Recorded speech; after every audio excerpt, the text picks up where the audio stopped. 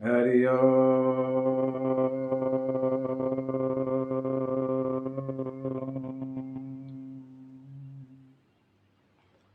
स्वस्ति श्री गणेशाय नमः। श्री सरस्वते नमः। श्री परमात्मने नमः। श्री जानकी वल्लभो विजय। श्री राम कथा रस रसिक प्रभु श्री शंभुनाथ हनुमान। प्रेम सहित आसन धरहूँ सुनहु कथा करुवन। यत्र यत्र रघुनाथ कीर्तनं तत्र तत्र कृतमस्तकाञ्जलिं। बाष्पवारी परिपूर्णलोचनं मारुति नमते राक्षसान्तकम्।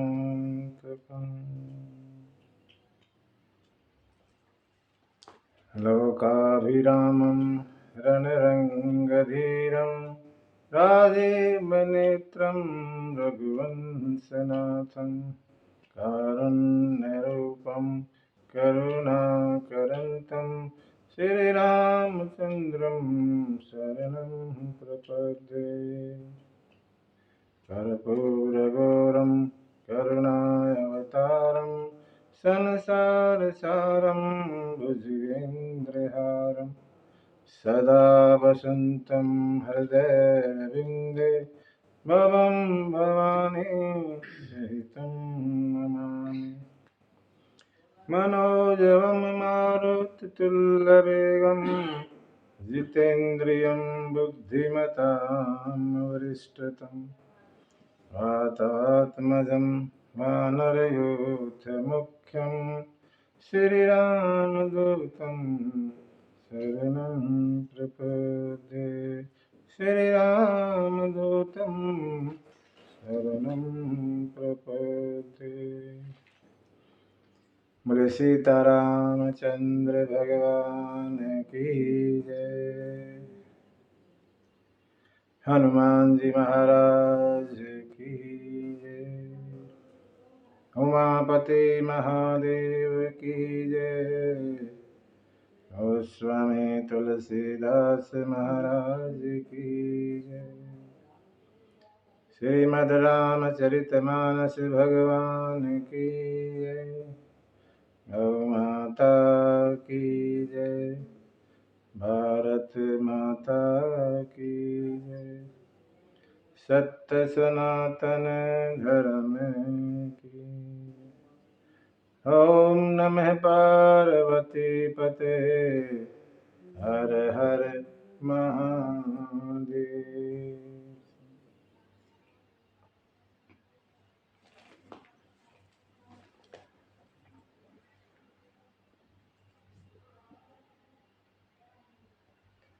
परम पिता परमात्मा अकारण करुणा वरुणालय भगवान के चरणों में बारंबार प्रणाम। हनुमान जी महाराज भूतवान भगवान के साष्टांग। आप सभी पधारे कथा रसिक श्रेष्ठ जन, माताएं, बहनें, बच्चे।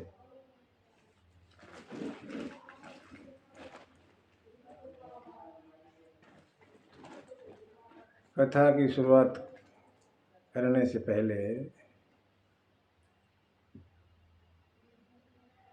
हमने कथा के महत्व के बारे में गाया था पिछले दिन।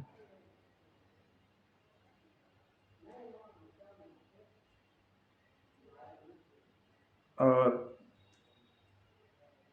ये बतलाया था कि इसमें, जैसे आप जानते होंगे, राम कथा में 7 कांड हैं और 4 जगह कथा गाई जाती है।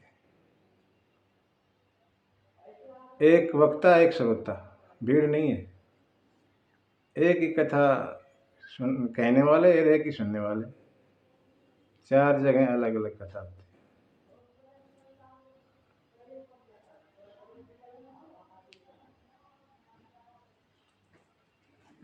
तो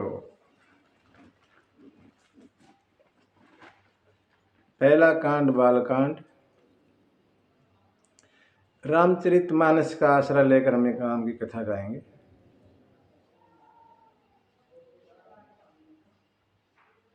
बाबा तुलसीदास ने इस ग्रंथ में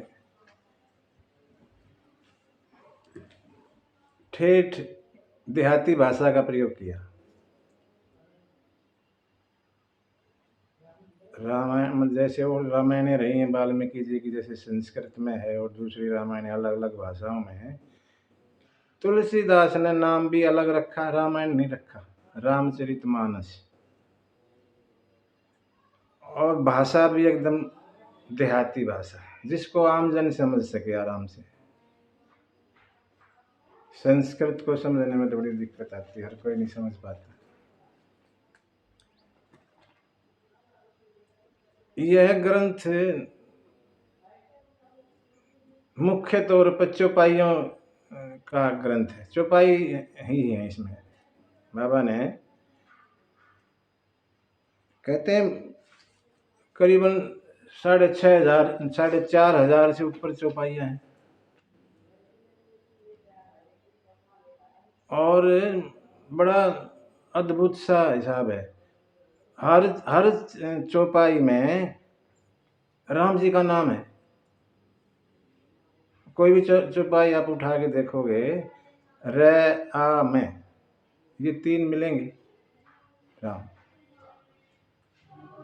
और संत कहते हैं ये चौपाई नहीं, ये तो मंत्र हैं। मंत्र भी कैसे? साबर मंत्र। मंत्र को सिद्ध करना पड़ता है, जो भी मंत्र देता है सिद्ध करता है। ये चौपाई तो स्वयं सिद्ध है, स्वयं सिद्ध मंत्र, साबर मंत्र, सिद्ध करने की भी जरूरत नहीं। हर चौपाई मंत्र बताई।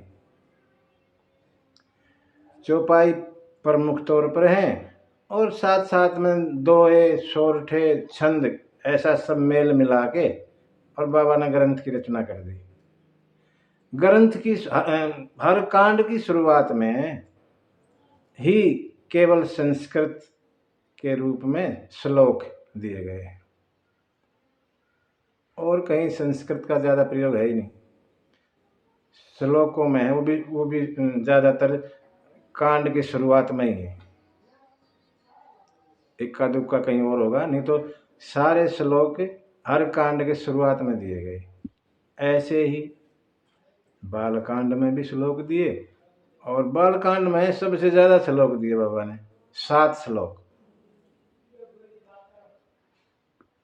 कोई प्रश्न करते हैं कि 7 ही क्यों दिए, तो जवाब यही हो जाता है क्योंकि 7 कांड हैं, हर कांड के लिए चलो 1 श्लोक हो गया। ये भी कह देते हैं भाई 7 दिन हैं, 7 श्लोक दे दिए।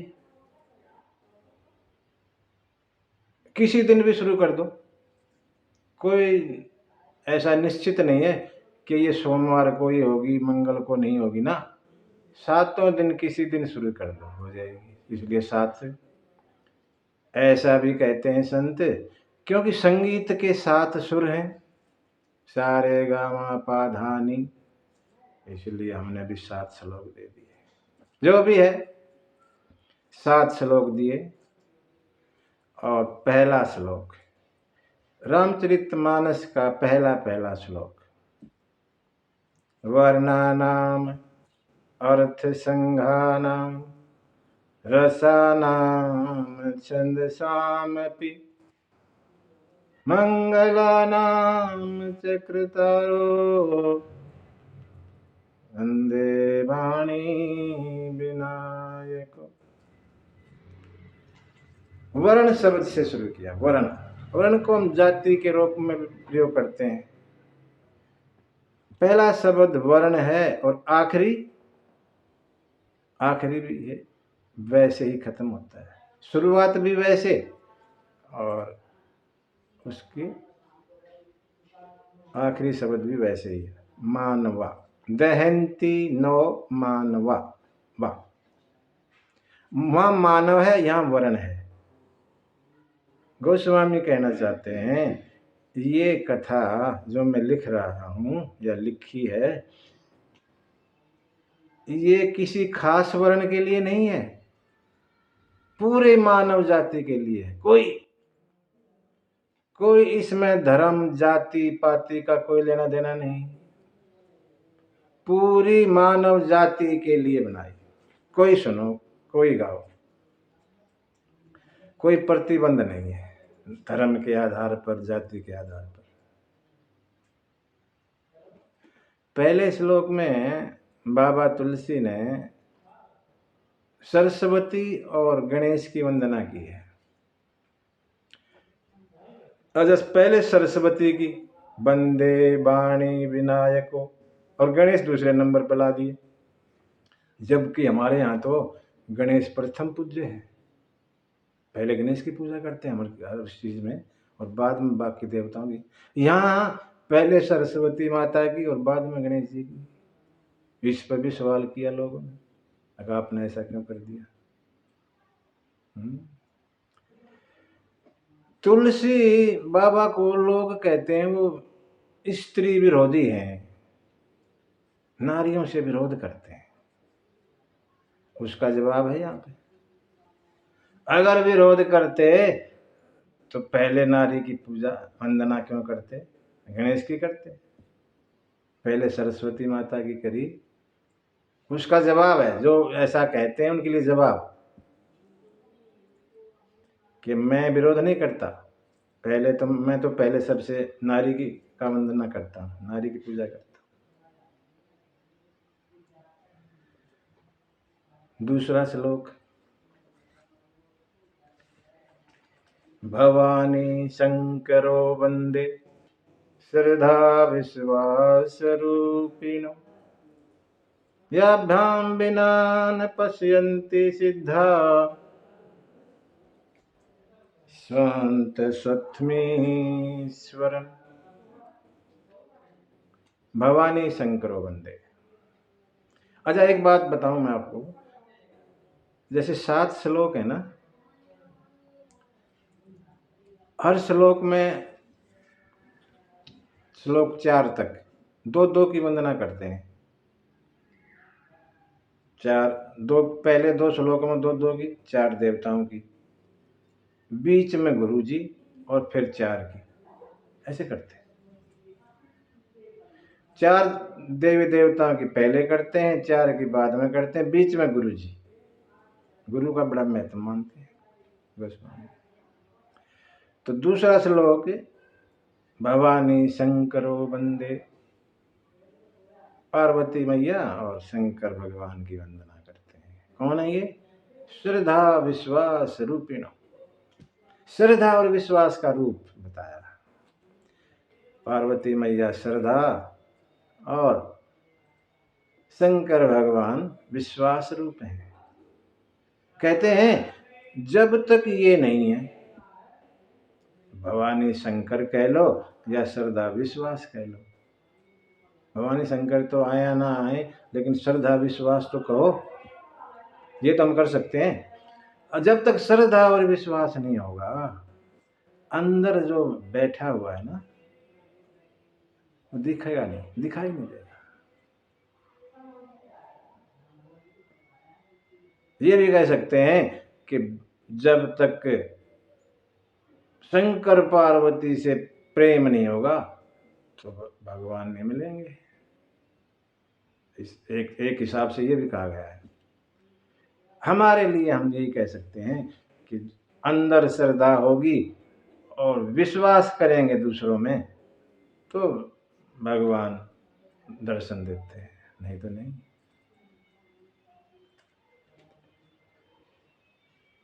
आगे करते हैं, वंदे बोधमय नित्यम गुरुं शङ्कररूपिणं यम् आश्रितो वक्रोऽपि चन्द्रः सर्वत्र वन्दते।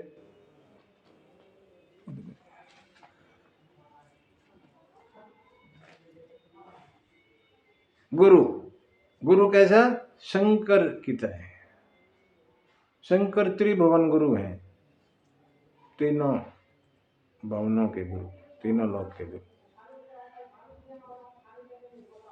नित्य बोध में ज्ञान स्वरूप नित्य हैं वो गुरु, वैसा शंकर जैसा। कैसे? टेढ़ा मेढ़ा चंद्रमा भी जो वंदनीय हो जाता है। भगवान दूज के चंद्रमा को धारण करते हैं टेढ़ा, और वो उसकी भी पूजा होती है। गुरु ऐसा होना चाहिए जो टेढ़े मेढ़े शिष्य को भी ठीक कर दे, शंकर जैसा। चौथे श्लोक में सीताराम गुणग्राम पुण्य अरण्य विहारिणो वंदे विशुद्ध विज्ञानो कपीश्वर कवीश्वर। सीताराम के जो गुण रूपी वन में विचरते हैं, कौन? कवीश्वर माने वाल्मीकि जी और कपीश्वर माने हनुमान जी। वाल्मीकि जी ने और हनुमान जी महाराज ने देख देख के कथा गाई, लिखी। उस समय थे ये दोनों भगवान के समय, दोनों की वंदना करती हैं इकट्ठी। आगे उद्भव स्थिति संहार कारिणी कलेश हारिणी सर्व श्रेष्ठ क्रीम सीताम न तो हम राम वल्लभम। जो पैदा करती है या सृजती है, पालन करती है, संहार करती है, कलेशों का हरण करती है, सब सही करती है, वो सीता जो राम की प्रिया है, उनकी वंदना की। और फिर करते हैं राम जी की वंदना, जिनकी सत्ता से रस्सी में भी हमने सांप का भ्रम होता है। रस्सी सांप जैसी लगती है जबकि है नहीं। ऐसे राम जी को प्रणाम किया। और सातवां श्लोक